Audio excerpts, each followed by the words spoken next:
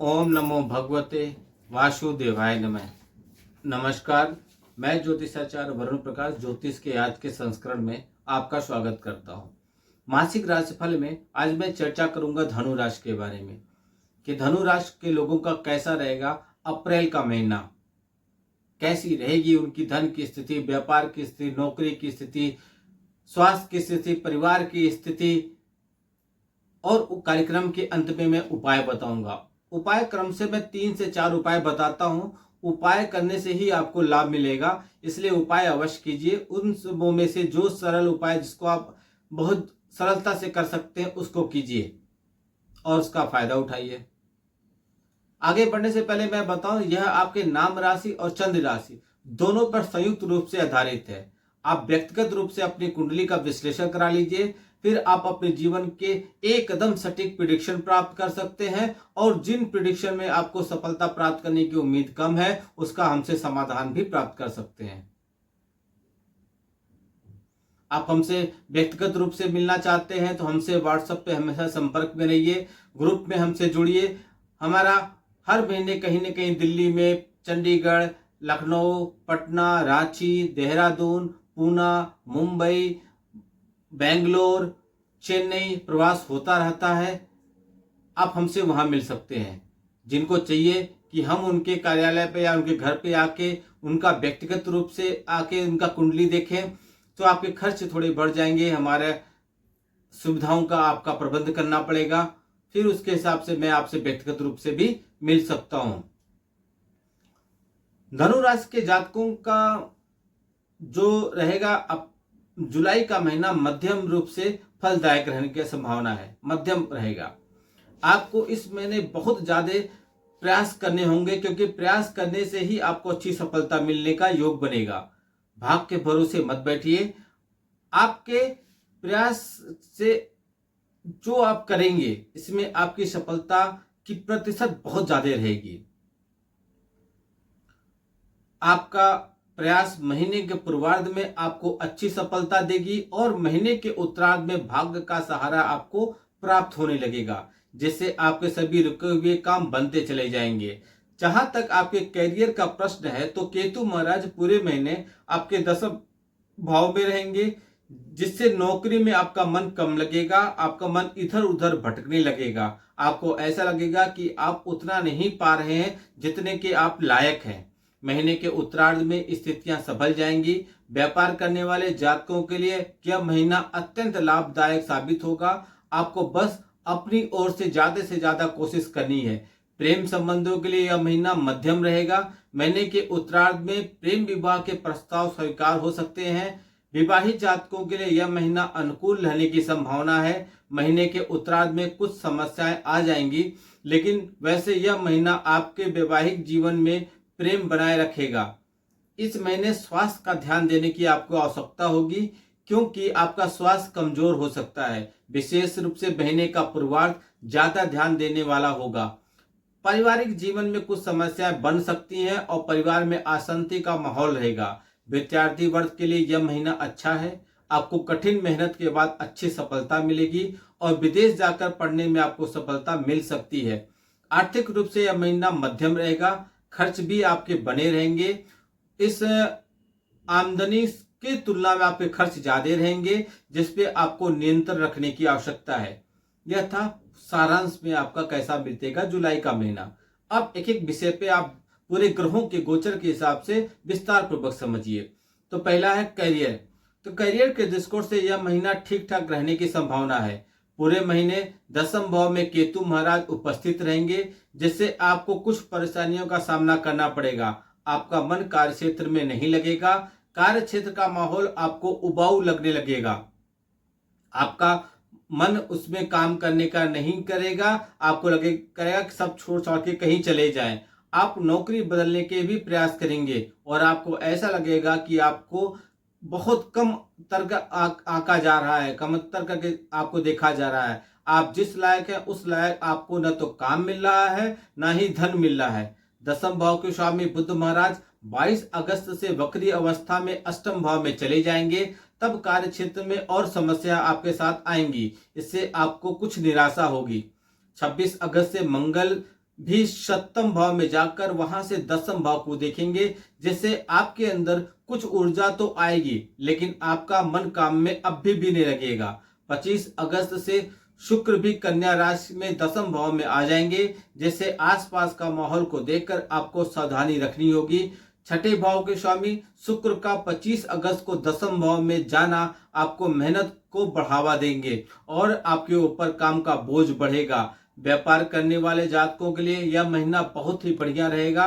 आप जितना ज्यादा कोशिश करेंगे उतना ही आपको लाभ मिलेगा व्यापार में। सप्तम भाव के स्वामी बुध महाराज महीने की शुरुआत में नवम भाव में रहेंगे, जिससे व्यापार की जो भी यात्राएं आप करेंगे वो फलीभूत होंगी, उनसे आपको अच्छा लाभ मिलेगा।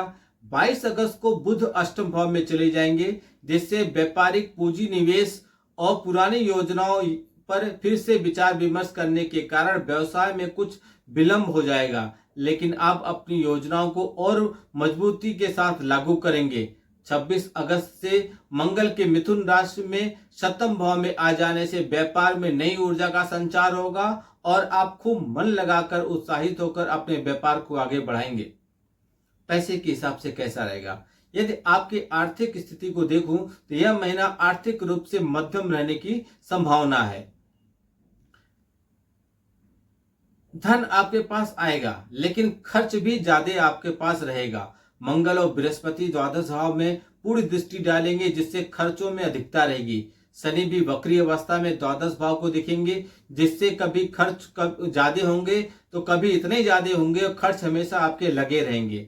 सूर्य भी महीने के पूर्वार्ध में अष्टम भाव में रहकर खर्चों में बढ़ोतरी करेंगे, जिससे आपके ऊपर चौतरफा खर्चों का दबाव बना रहेगा और आप काफी परेशान महसूस हो सकते हैं। हालांकि बृहस्पति महाराज छठे भाव से द्वितीय भाव को देखेंगे, जिससे कुछ आर्थिक स्थिति पर प्रभाव सकारात्मक रूप से पड़ेगा। सूर्य महाराज 16 अगस्त से नवम भाव में जाकर आपकी आर्थिक स्थिति को मजबूत बनाएंगे, तो बुध महाराज की कृपा से भी आपको धन लाभ होने का योग बन रहा है। लेकिन इस महीने खर्च ज्यादा रहेगी, आमदनी उसके अनुपात में कम रहेगा, इसलिए आपको संतुलन बिठा के चलना पड़ेगा। हालांकि इस महीने व्यापार से आप अच्छा खासा पैसा कमा लेंगे। स्वास्थ्य कैसा रहेगा? यह महीना धनु राशि वालों, जुलाई का महीना स्वास्थ्य के दृष्टिकोण से आपको उस पर ध्यान देने की जरूरत है। राशि स्वामी पूरे महीने सप्तम यानी कि रोग भाव को देखेंगे, जिससे आपके साथ पंचमेश और द्वादश मंगल की युक्ति भी रहेगी तथा पंचम भाव पर शनि वक्री दृष्टि डालेंगे, जिससे स्वास्थ्य में समस्याएं आ जाएंगी। आरोग्य कारक सूर्य महाराज भी 16 अगस्त तक आपके अष्टम भाव में विराजमान रहेंगे। विशेष रूप से महीने का पूर्वार्ध स्वास्थ्य के दृष्टिकोण से संवेदनशील रहेगा। इस महीने आपको छोटी बड़ी समस्याओं के प्रति सावधानी रखनी होगी और अपने स्वास्थ्य का आपको ध्यान देना होगा। पेट से जुड़ी हुई समस्याएं, कंधों में या जोड़ों में दर्द, गठिया का दर्द, बाईं और आंखों में जुड़ी हुई समस्या आपको दिखाई देंगी, परेशान करेंगे। इसलिए इस दौरान अपने स्वास्थ्य पर नियंत्रण बनाए रखने की कोशिश कीजिएगा और आवश्यक होने पर ही दवाइयां आप जरूर लेते रहिएगा। इसके साथ आपको चिकित्सीय सलाह में अगर है तो एकदम इसका बारीकी से अध्ययन करते रहेगा। महीने का पूर्वार्ध ज्यादा ध्यान देने वाला होगा, जबकि उत्तरार्ध अपेक्षाकृत स्वास्थ्य में सुधार देखने को आपको मिलेगा। प्रेम कैसा रहेगा? यदि आप अविवाहित हैं या प्रेम में हैं या आप विवाहित हैं तो आपका समय कैसा रहेगा? यदि आप किसी से प्रेम संबंध में हैं तो महीने के शुरुआत में मंगल महाराज आपके अष्टम भाव में विराजमान रहेंगे, जो कि आपके पंचम भाव के स्वामी हैं, और वक्री शनि महाराज की दृष्टि पंचम भाव पर रहेगी, जिससे प्यार में समस्याएं बढ़ेंगी। हालांकि पंचम से पंचम यानी कि नवम भाव में बुध और शुक्र जैसे ग्रहों का प्रभाव होने के कारण आप अपने रिश्ते को संभालने में कामयाब रहेंगे। आप अपने प्यार में और रोमानियत तरीके से अपने प्रीतम के दिल में अपने प्यार की अलख जगाएंगे। 26 अगस्त से पंचम भाव के स्वामी मंगल महाराज आपके सप्तम भाव में आ जाएंगे। यह समय प्यार को परवान चढ़ाने का समय होगा। आप अपने प्रीतम से विवाह का प्रस्ताव भी दे देंगे और संभव है कि वह प्रस्ताव स्वीकार भी हो जाए। यदि आप विवाहित हैं तो महीने का पूर्वार्ध आपके लिए अनुकूल रहना है। सप्तम भाव के स्वामी बुध महाराज नवम भाव में शुक्र महाराज के साथ विराजमान रहेंगे, जिससे आप अपने जीवन साथी के साथ बड़े ही रोमानी अंदाज में रहेंगे। एक दूसरे के साथ लंबी यात्रा का प्लान कराएंगे। ससुराल में जीवन साथी के भाई बहनों से भी आपका प्यार बढ़ेगा। हालांकि महीने के उत्तरार्ध में 22 अगस्त से जब बुध महाराज वक्री अवस्था में अष्टम भाव में आ जाएंगे, ससुराल के पक्ष के लोगों से किसी भी तरह का झगड़ा करने से आप बचिएगा। 26 अगस्त से मंगल महाराज भी सप्तम भाव में आ जाएंगे, तो जीवन साथी के व्यवहार में थोड़ा बदलाव आ सकता है। इस बदलाव को स्वीकार कीजिए और उनके विचारों को अहमियत दीजिए। आपका वैवाहिक जीवन विधिवत रूप से चलता रहेगा। परिवार कैसा रहेगा आपका? यह महीना पारिवारिक तौर पर मध्यम रहने की संभावना है। दूसरे भाव के स्वामी शनि महाराज महीने के पूर्वार्ध में तीसरे भाव में रहेंगे, जिससे आपके भाई बहनों की मदद करते हुए आप दिखाई देंगे। सूर्य महाराज अष्टम भाव में बैठकर दूसरे भाव को देखेंगे, जिससे पारिवारिक जीवन को लेकर आपके पिताजी काफी सोच विचार करेंगे। देवगुरु बृहस्पति छठे भाव में बैठकर नवम दृष्टि से आपके दूसरे भाव को देखेंगे, जिससे कुटुंब के लोगों में प्यार बना रहेगा और एक दूसरे के सुख दुख के साथ खड़े रहेंगे। चौथे भाव के स्वामी भी देवगुरु बृहस्पति भी जो छठे भाव में विराजमान है और चौथे भाव में राहु महाराज पूरे महीने विराजमान रहने वाले हैं। इससे कुछ समस्याएं खड़ी होंगी। परिवार में कुछ अशांति का माहौल रहेगा। लोग एक दूसरे की परवाह थोड़े कम करेंगे। फिर भी देवगुरु बृहस्पति की कृपा से परिस्थितियां संभल जाएंगी।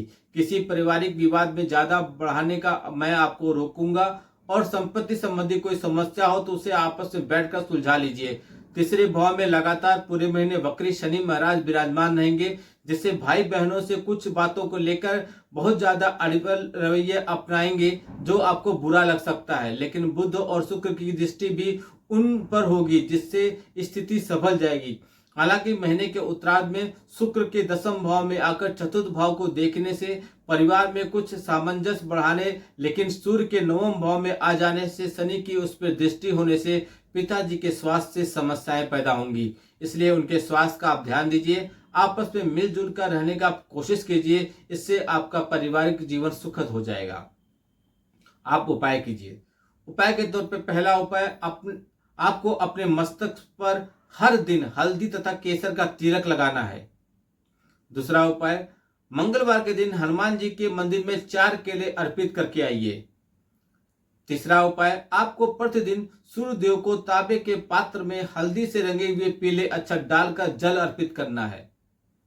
और चौथा उपाय, नाग केसर का पौधा बुधवार के दिन किसी उद्यान में जाके लगा दीजिए। इससे आपको लाभ मिलेगा। उपाय करने से आपको लाभ मिलेगा। मैंने पूरे विस्तार पूर्वक बताया। ग्रहों के गोचर के हिसाब से, ग्रहों की स्थिति के हिसाब से आपको बताया कि कैसी परिस्थिति आपके साथ आएगी, कैसा आपको सावधानी बरतना है, किस क्षेत्र में आपको लाभ मिलेगा और किस क्षेत्र में आपको सावधानी विशेष रूप से बरतनी पड़ेगी। वीडियो देखिए और इससे आपको क्या सावधानी बरतनी है इसको समझिए और उसी अनुसार अपने जीवन को आगे बढ़ाइए। इससे आपको बिना किसी अवरोध को आगे बढ़ने में सफलता प्राप्त होगी। आप आगे बढ़ेंगे और हर कामयाबी आपके कदम को चूमेगी। आप हमसे व्यक्तिगत रूप से मिलके या व्यक्तिगत कुंडली का विश्लेषण कराइए। अपने जीवन के बारे में समझिए। अपने जीवन के हर एक भविष्यवाणी प्रेडिक्शन लीजिए और उपाय करके जल्दी से जल्दी सफलता को प्राप्त कीजिए। वीडियो को बहुत लोग तक पहुंचाइए। अधिक से अधिक मात्रा में लाइक कीजिए, कमेंट कीजिए और शेयर कीजिए। आपका दिन शुभ हो। भगवान भोलेनाथ का आशीर्वाद आप पे बना रहे। नमस्कार। जय श्री राम।